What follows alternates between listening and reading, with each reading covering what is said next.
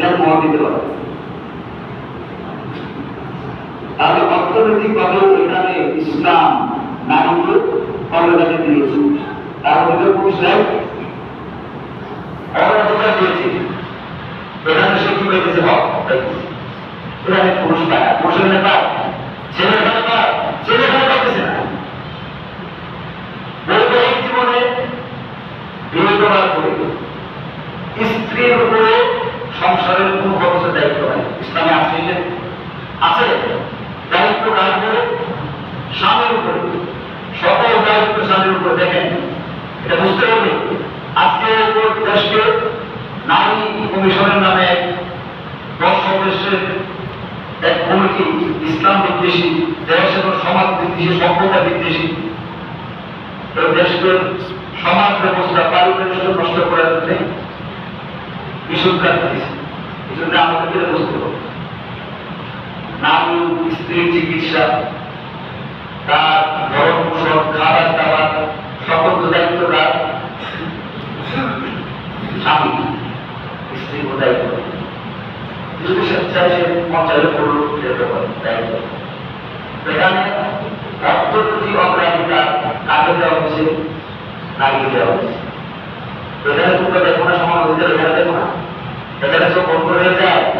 হ্যাঁ, এখানে তো বন্ধ হয়ে যায় অসংখ্য গোষ্ঠী, এখানে দেখো না, এখানে বুঝো না কত টাকা খরচ হয় বছরে, কত টাকা খরচ হয় সারা জীবন এখানে শোনায়। হ্যাঁ,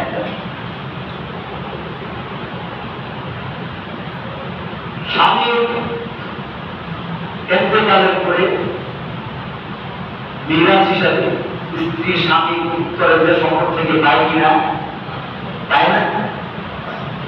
হিসাব করে বাবার সম্পদ থেকে পায় কন্যা। তারপরে স্ত্রী হিসাবে দেন মহাপাত। স্বামী মারা গেলে স্বামীর উত্তরাধিকার হিসাবে, সন্তান মারা গেলে সন্তানের উত্তরাধিকার হিসাবে সম্পদ পায় কিনা? এই যে বেশ কিছু ক্ষেত্র আছে, এই ক্ষেত্রগুলি থেকে স্ত্রী পায়। কিন্তু তারপরে স্ত্রীর মেয়ে কন্যা ভরণ পোষণ চালানোর দায়িত্ব ইসলাম দেয়। কন্যা যে ভরণ দায়িত্ব তোমার উপরে ইসলামে, কিন্তু সে 4 পাতা থেকে অর্থনৈতিক সাপোর্ট হয়েছে। তাইছেন কথা কথা করে একজন ব্যক্তি 20 টাকা আর 20 টাকা পাইছে, আরেকজন 10 টাকা পাইছে। আচ্ছা 20 টাকা মাসে 20 টাকা কামাই করে, সে মাসে 10 টাকা কামাই, বা তার মূল পুঁজি আছে 20 টাকা আর তার আছে 10 টাকা। আর এই ব্যক্তির মাসে খরচ আছে 18 টাকা, আর যে ব্যক্তি 22 টাকা মাসে 1 টাকা খরচ নেই। কোম্পানি আপনাকে 20 টাকা বেতন দেবে, বলতেছে তোমার এই টাইমে খরচ করতে হবে, এই গাড়ি ভাড়া, তারপরে এই হিসেবে অনেক কিছু খরচ করতে হবে, মাসে 18 টাকা খরচ করতে হবে, আপনার নাম খরচ করে উপায় নেই। আরেকজনকে বেতন 10 টাকা, তোমার কোনো খরচ নেই। এখন আপনি বলেন তো মাস শেষে প্রফিট কার? ইসলাম যে নারীকে তাও কন্যা নিয়ে যে দায়ের অর্ধেক দেয়, তার তো কোনো খরচের খাত দেয়নি, খরচের কোনো খাত দেওয়া নেই। আর ছেলেকে যে খবর দেয় তার কত খরচের খাত, কত খরচের খাত। আর একটা ছেলে বিয়ে করতে গেলে কত টাকা লাগে? গাড়ি বিয়ে করতে গেলে খরচ লাগে, খরচ লাগে, গাড়ি খরচ লাগে। চিন্তা করেন, বুঝতে হবে আকলটা দেখতে হবে। আল্লাহ তাআলা আকল দিয়েছেন আকল বানানোর জন্য। কারো বক্তব্যে, কারো লেকচারে বিভ্রান্ত হওয়া যাবে না। ইসলামকে সঠিকভাবে বুঝতে হবে। ইসলামের বিরুদ্ধে যখন কোনো বিশুদ্ধ হবে, তখন মুনকার দিয়ে কাজে নামতে হবে, প্রতিহত করতে হবে, মোকাবেলা করতে হবে, লড়াই করতে হবে, হককে প্রতিষ্ঠিত করতে হবে।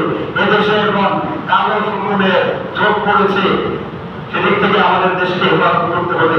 বিদেশি কালচারকে আমদানি করার জন্য, বিদেশি কালচারকে এখানে প্রতিষ্ঠিত করার জন্য এখানে আপনার নারী পুরুষের অবাধ বিচরণ, ফ্রি সমাজ ব্যবস্থা করার জন্য চেষ্টা করা হয়েছে।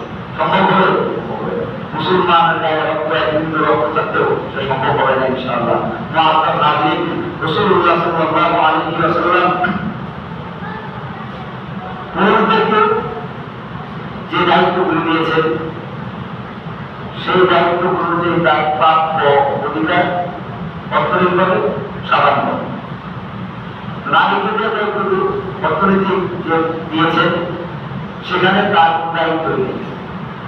তাহলে এখানে বৈষম্য হইল না, বরং নারীকে যেখানে পুরুষদের আন্দোলন করা দরকার ছিল, নারীরা বেশি পাইতেছে খুব অবস্থায়, আমরা পাইতেছি আমাদের খরচ বেশি, আন্দোলন দরকার ছিল না, এখানে কোন আন্দোলন দরকার ছিল যে আমরা বিয়ে করি, বিয়ে তো পুরুষের দরকার, নারীকে বিয়ে করতে দরকার আছে না। একটা যুবকের যেমন বিয়ের প্রয়োজন, একটা যুবকের যেমন বিয়ের প্রয়োজন না, কথা বুঝতেছেন নাকি আপনারা? আল্লাহ দুনিয়াতে মানুষের সৃষ্টি করছে দুই ধারা হিসাবে, দুই লিঙ্গ হিসাবে, নারী পুরুষ হিসাবে। পুরুষদের একজন বিয়ের প্রয়োজন, একজন নারীর বিয়ে প্রয়োজন, দুজনের প্রয়োজন, কিন্তু দায়িত্ব কার উপরে আছে? পুরুষের উপরে আছে দায়িত্ব। খরচের দায়িত্ব পুরো পুরুষ, নারীর কোনো দায়িত্ব নেই। ওদের খরচ দিতে হয় না, কোনো স্বর্ণ দিতে হয়। পুরুষের তো আন্দোলন করে দরকার ছিল যে না, তার জন্য বিয়ের দরকার, আমারও বিয়ের দরকার, সে আমি তাকে মত করবো, সে আমার মত অর্থ দিবি দরকার ছিল কিনা? ছিল। আন্দোলন দরকার ছিল তরুণদের, আন্দোলন করে তারা কথা বুঝতেছেন নাকি? এই যে উল্টা বোঝায়, উল্টা বোঝায় বহু কিছু হচ্ছে নাকি? ইতিহাস বিজ্ঞান উল্টা বোঝায়, সমাজ সমাজে উল্টা বোঝায়, উল্টা বোঝার দিকে আমাদের হেফাজত করুন, আমাদেরকে সঠিক বুঝতে হবে। আল্লাহ তাআলা আমাদের উপকার করুন। মুআযযাজ সাহাবী রাসূলুল্লাহ সাল্লাল্লাহু আলাইহি ওয়াসাল্লাম বলেন যে ইসলাম যে নারীদেরকে যে অধিকার দিয়েছিল এটা তো অন্য কোনো ধর্মে দেয়। ইহুদি ধর্মে ছিল যে নারীরা পৃথিবীতে একটা পাপের ফসল হিসেবে দুনিয়াতে আসছে। নারীরা এটাকে পাপের প্রতীক বলা হতো, পাপের প্রতীক, পাপের ফসল। এটাকে করলাম মুসলমান করে, এটা তাদের ধর্মে হচ্ছে যে তাদের ক্ষেত্রে এটা পাপের কারণে দুনিয়াতে আসছে, এটা পাপের ফসল। এটা কেউ ছবি নেই, কেউ ছবি। খ্রিস্টানদের তাদেরকে ভোগ্য সামগ্রী, শ্রদ্ধা সম্মান নয়, তাদের ভোগ সামগ্রী মনে করে। আজকে পশ্চিমা কালচার আপনি দেখেন, পশ্চিমা কালচার দেখেন, এদের যতদিন জীবন যৌবন আছে, সৌন্দর্য আছে, ততদিন এদের কত আছে, এদের ততদিন দাম আছে। যে কালচারের জন্য আজকে মানে দুনিয়া মধ্যে মুসলমানরা পাগল ইউরোপ আমেরিকা যাওয়ার জন্য, ওদেরকে আমাদের যতদিন জীবন যৌবন আছে, সৌন্দর্য আছে, রন্ধন আছে, তাদের মূল্য আছে। জীবন যৌবন নাই, রন্ধন নাই, এদের বাড়িতে জায়গা দেয় না। কোথায় জায়গা হয়? বৃদ্ধাশ্রম। কোথায় জায়গা হয়? বৃদ্ধাশ্রমে জায়গা হয়, বাড়িতে জায়গা হয় না। এটা কি সমতা? এটা বৈষম্য। যে মা, যে বাবা সন্তানকে লালন পালন করলো, তার জীবন যৌবনে সন্তানের ভিতরে শেষ করলো, তার অর্থে সন্তানের শেষ করলো, নিজের দেশ শেষ করলো, নিজের কাছে গাড়ি টাকা করলো, এখন নিজে হাঁটতে পারে, লাঠি ধরতে করতে হাঁটে, একা চলতে পারে না, তখন এই বাবাকে হাঁটতে করা হয়, তাকে হাঁটতে করে বৃদ্ধাশ্রমে পাঠিয়ে দেওয়া হয়। একাকি নিঃসঙ্গ অবস্থা জীবনযাপন করতেছে। সেটা কোন ধরনের মানবতা বলে? কোন ধরনের মানবতা? আর ইসলাম কি বলতেছে? বাবা মা যখন বৃদ্ধ হয়ে যায়, বাবা মা রমজানে বলছে, বাবা মা যখন বৃদ্ধ হয়ে যায়, যার ঘরে বৃদ্ধ মা বাবা আছে তার ঘরে জান্নাতের চাবি আছে। তার ঘরে কি আছে? জান্নাতের চাবি আছে। এই মা বাবা বৃদ্ধ অবস্থায় একজন বা দুজন যাবো যদি দোয়া করে আসে, জান্নাত পাইতে না পারে, তাহলে সে হতভাগা, অপদশী, সে কপাল করায়। তার বিরুদ্ধে আছে, আছে কিনা বলে? আর যেখানে পাশ্চাত্যের কালচার, তাদেরকে বৃদ্ধাশ্রমে পাঠিয়ে দেওয়া হয়, বাড়িতে রাখে না। যেটা ঘরের অশুভ, অসুন্দর বৃদ্ধ মানুষ আমাদের ঘরে সমাজের কিনা বানায় না, বেমানা। আমাদের দেশে হইতেছে এরকম, হইতেছে না? বৃদ্ধাশ্রম কোথাও কোথাও হইতেছে। আল্লাহ তাআলা আমাদের দেশ, আমাদের জাতিকে এরা চাইতেছে এটা করেন। রাসূলুল্লাহ সাল্লাল্লাহু আলাইহি ওয়াসাল্লাম বলেন, মা বাবা বৃদ্ধ হওয়ার পরে যদি মা বাবার দিকে মহাব্বতের দৃষ্টিতে সন্তান একবার তাকায়, কিসের দৃষ্টিতে? মহাব্বতের, শ্রদ্ধা এবং মহাব্বতের দৃষ্টিতে, তাহলে ৬-৭ লক্ষ টাকা খরচ করে যে খরচ করা হয়, যে সওয়াব কামাই করা হয়, এই মা বাবার দিকে একবার মহাব্বতের দৃষ্টিতে তাকাইলে সে মকবুল হতে সওয়াব পায়। সুবহানাল্লাহ। আর সেখানে এই নারী কমিশনের প্রস্তাব দিয়েছে যে প্রস্তাবটা পাওয়া করতে দায়ী করে দেব, তাদের প্রতি দুরাচরণ করার সিস্টেম আগের থেকে হবে। কোথায়? শুরু থেকে হবে। যে মা যে বাবা শুরু জীবনে ভালো করে চলবে না, একদিন একটা ছেলে ভাববে একটা চাই চলবে, হ্যাঁ বয়ফ্রেন্ড নিয়ে বলবে এই সন্তান তারা 20 বছর টাকা দিবে দিবে না, দিবে আগে চলতেছি এটা বলতেছে না যে মা বাবার বৃদ্ধ অবস্থায় আশ্রয় করা এটা বলবে না। আগে তো বললে সন্তান মা বাবার আচরণের প্রতি বৃদ্ধ সত্য হয়ে তার প্রতি অসম্মানী হয়ে খালি করবে বিদ্যাসা পায় রাখবেন না সরাসরি করবে। এই জন্য ইসলামের যে পারিবারিক ব্যবস্থা, সামাজিক ব্যবস্থা মুসলমানদের বিরুদ্ধে এই সামাজিক ব্যবস্থা, পারিবারিক ব্যবস্থা এই সুন্দর অবকাঠামোকে নষ্ট করার জন্য, সুন্দর অবকাঠামোকে পরিষ্কার করার জন্য, এই ব্যবস্থাকে ভেঙে দেওয়ার জন্য আজকে এটা পাশ্চাত্যের একটা গভীর ষড়যন্ত্র। দেখতে হবে কথা সুন্দর কিন্তু উদ্দেশ্য কি খারাপ। আপনারা দেখেছিলেন তারা একটা বাস্তবের মধ্যে একটা ধারা আছে যে স্বামী প্রতি স্ত্রী দর্শন শব্দটা কত অশুভনীয়। এটা বলতে পারতো স্বামী প্রতি স্ত্রীর অত্যাচার, নির্যাতন, এটা বলতে পারো স্বামী প্রতি স্ত্রী দর্শন এই শব্দ। তাই বিবাহ সম্পর্ক কিসে? বিবাহ সম্পর্ক কিসে? সে পাশবিকতা দর্শক সপ্তাহের সুন্দর একটা পাশবিকতা বসেছি, একটা অত্যাচার, একটা বৃদ্ধসত্য দৃশ্য আমাদের সামনে একটু প্রকাশ পায়। সেটা যখন রাস্তাঘাটে সেটা একটা বড় অপরাধ বা সেটা একটা পবিত্র সম্পর্কের মধ্যে এই সম্পর্ক প্রয়োগ করা হয়েছে। কত বড় নিষ্ঠতা, কত বড় ব্রাজনী, কত বড় নাফরমানি, কত বড় তারা দুঃসাহতে চলেছে বলে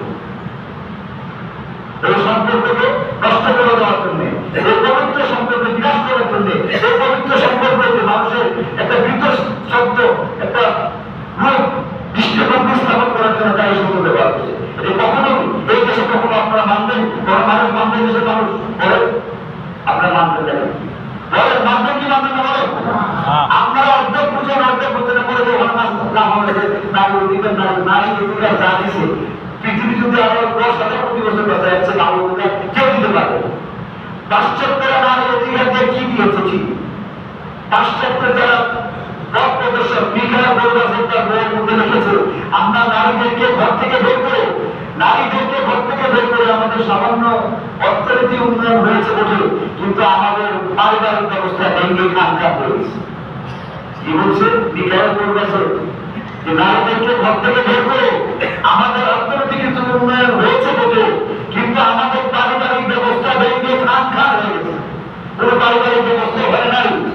পাশ্চাত্যের আপনারা করে দেখিয়ে তাদের ইতিহাস 5 বছরে তাদের বিয়ে তুলবে না, 5 বছর যাদের বিয়ে 5-7 বছর থেকে আবার অনুষ্ঠান করে বড় করে 5 বছর মধ্যে আমরা বিয়ে তুলতেছি। পাশ্চাত্যের অবস্থা নারীদের অধিকার প্রতিষ্ঠা করতে চায় যে সমাজগুলিতে, যে দেশগুলিতে বিয়ে লাগিয়ে বাচ্চা করতে হয়, তারপরে বিয়ে হয়। কত সুন্দর ওই বুড়ি, কতগুলি বুড়ি এখন আছে গাইনি বুড়ি, এরা কমিশন নিয়ে আছে ডক্টর ইউসুফের কাছে যে ঠিক আছে এবার পাস করবে, এরা পাস করবে, তুমি চলে যাও ওখানে। তোমার যে দিতে বয়সে তোমাদের এখন যেহেতু ওই অবস্থা মিটে নাই, তোমাদের আরো মন চাই ওখানে চলে যাও, যে ওখানে ফ্রিভাবে ঘুরতে পারো, ওখানে তো কোনো বাধা নিষেধ দেয়।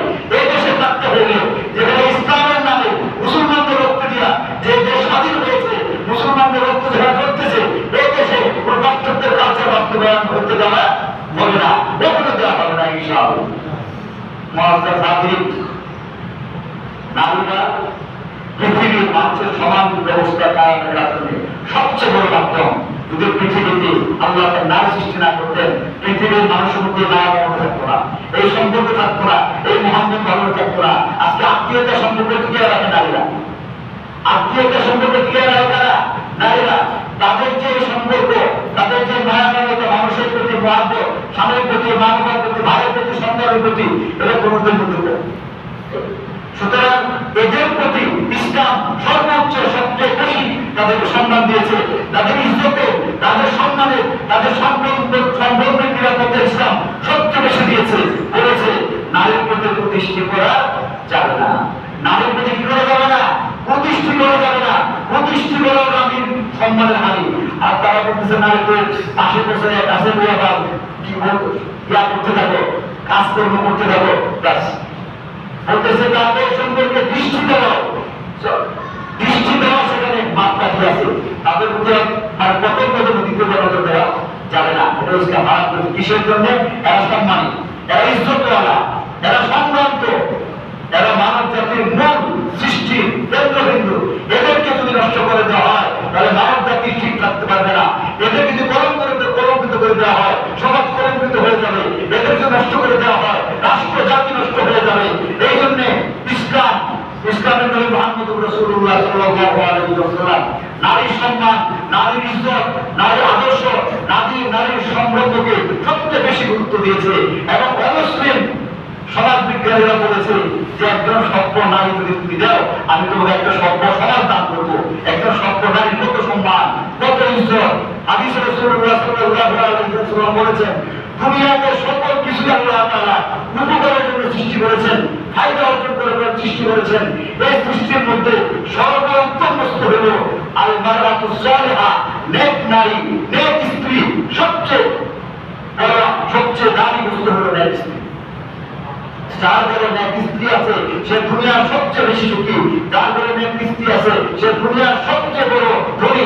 যার ঘরে নেক স্ত্রী আছে সে দুনিয়ার সবচেয়ে বেশি শান্তিওয়ালা আছে। তার চেয়ে আর বেশি আত্মমর্যাদাওয়ালা সম্মানী স্ত্রী মনের মানুষ আনতে হইতে পারে। ইমামতি ঘরের ক্ষেত্রে বলা আছে, অনেকগুলো স্টেপ আছে। বলছে যে কি করা, যার ঘরে স্ত্রী একটা তার ইমামতি হোকটা। আজকে সমাজকে নষ্ট করে দেওয়ার জন্য, আজকে ভুল বাড়ি বুঝে না নষ্ট করে দেওয়ার জন্য তারা বুঝছে, তারা খুলনা থেকে এখন থেকে বুঝছে ব্যবসা আছে, ব্যবসা করে ত্যাগ করার জন্য। ব্যবসা হতে বলা হয়েছে কি যৌন শ্রম, রেস্টুরেন্ট হিসাবে যারা প্রতিটা তাদেরকে সরকার স্বীকৃতি দিত, এটা যৌন শ্রম। যৌন শ্রম তার যে সন্তান হবে এই সন্তানকে রাষ্ট্র স্বীকৃতি দিতে হবে।